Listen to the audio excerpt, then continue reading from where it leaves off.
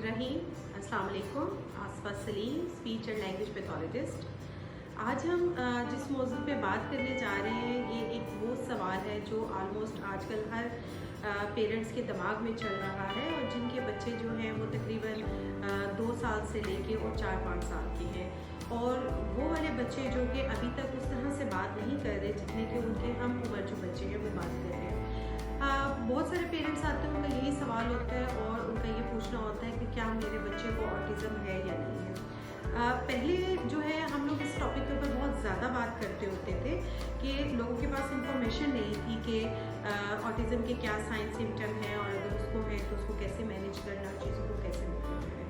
लेकिन अभी इतनी ज़्यादा इंफॉर्मेशन आ गई है, आप कोई भी वीडियो देखते हैं, आप कोई भी जो है वो गूगल पे कोई चीज़ निकालते हैं तो आपको बहुत ज़्यादा इंफॉर्मेशन होती है और उसमें हमें नहीं आइडिया होता कि क्या ये इंफॉर्मेशन देने वाली जो पर्सनैलिटी है वो उसमें कितनी ही उसकी कितनी वर्थ है या उसका कितना एक्सपीरियंस है कि जो इस बारे में वो इंफॉर्मेशन दे रहा है, तो हम बहुत ज़्यादा मिसगाइड हो जाते हैं। तो आज का टॉपिक इस हवाले से भी अहम है कि अगर हम स्पीच पैथोलॉजिस्ट के पास ना जाएं या हम साइकोलॉजिस्ट के पास ना जाएं और हमें खुद से आइडिया होना चाहिए कि क्या हमारे बच्चे के अंदर कोई साइन और सिम्टम है ऑटिज़म के या जस्ट वो एक स्पीच डिलेट का शिकार है।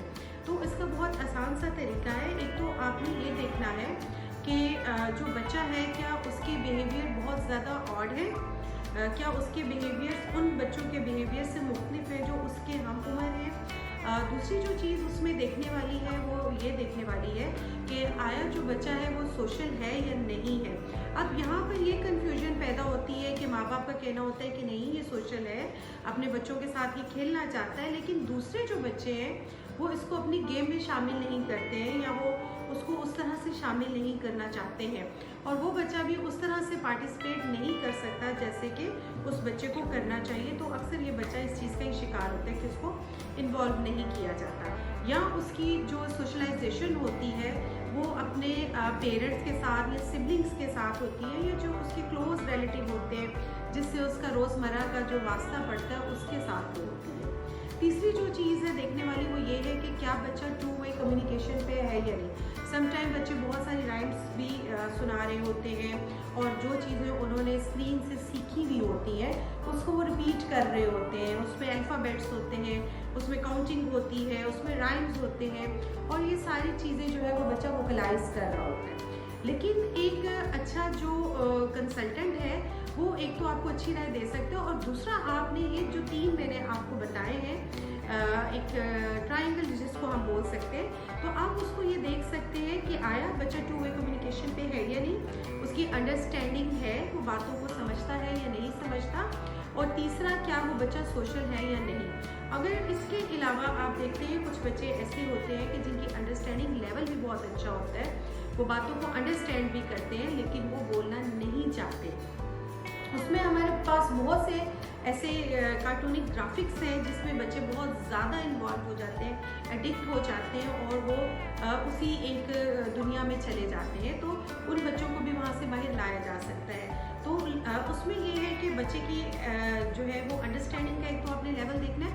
सेकेंडली जब अगर हम ऑटिज़म की बात करते हैं तो उसमें ये समटाइम पेरेंट्स का कहना होता है कि बच्चा बात मानता है, बच्चा बोलता भी है, बच्चा जो है वो सब कुछ करता भी है, अंडरस्टैंड भी करता है, मुझे आई कॉन्टेक्ट भी देता है।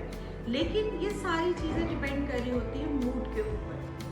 तो अब यहाँ पर जो है एक फिर से एक सवाल आता है जहन पे कि ऐसा जो है वो थोड़ा सा एक रेड फ्लैग है ये समझने के लिए हमें कि मूड के अकॉर्डिंग जो है वो चीज़ों का होना कोई अच्छा साइन नहीं है। हमें बहुत सिंपल सी चीज़ें चाहिए बच्चे से, बिल्कुल एक बेसिक लेवल की कन्वर्सेशन चाहिए उस एज के अकॉर्डिंग। तो ये सारी चीज़ें जो है अगर आप ऑब्ज़र्व करते हैं अपने बच्चे को, आप देखिए आपको ऑब्ज़र्व करना चाहिए एटलीस्ट 10 to 15 डेज जो है आप बच्चे को ऑब्ज़र्व करें कीनली। उसके बाद आप देखें कि आपको क्या लगता है कि बच्चा किस सिम्ट में जा रहा है।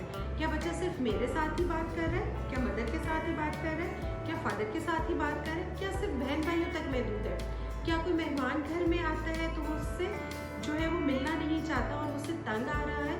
तो ये वाली चीज़ें जो है आपने थोड़ी मद्देनज़र रखनी है। क्या उसके खेल ऐसे हैं जो कि उसकी जो है एक्टिविटी को ज़्यादा शो कर रहे हैं, या उसके कुछ बिहेवियर्स ऐसे हैं जिसमें वो बिल्कुल भी मूव नहीं करना चाहता और वो एक ऐसी दुनिया में रहता है जिसमें आपको लगता है कि शायद जहाँ हम लोग या आम लोग एग्जिस्ट नहीं करते हैं। तो ये अगर आप कुछ पॉइंट्स अपने जहन में रखेंगे तो आप खुद से उसका डायग्नोसिस दे सकते हैं कि बच्चे को इशू है या नहीं है। और बहुत सारी इन्फॉर्मेशन आपके साथ हम शेयर करेंगे। हमारे चैनल को सब्सक्राइब कीजिए, लाइक कीजिए, शेयर कीजिए और हमारी नेक्स्ट वीडियो का इंतज़ार कीजिए। Thank you so much. अल्लाह हाफिज़।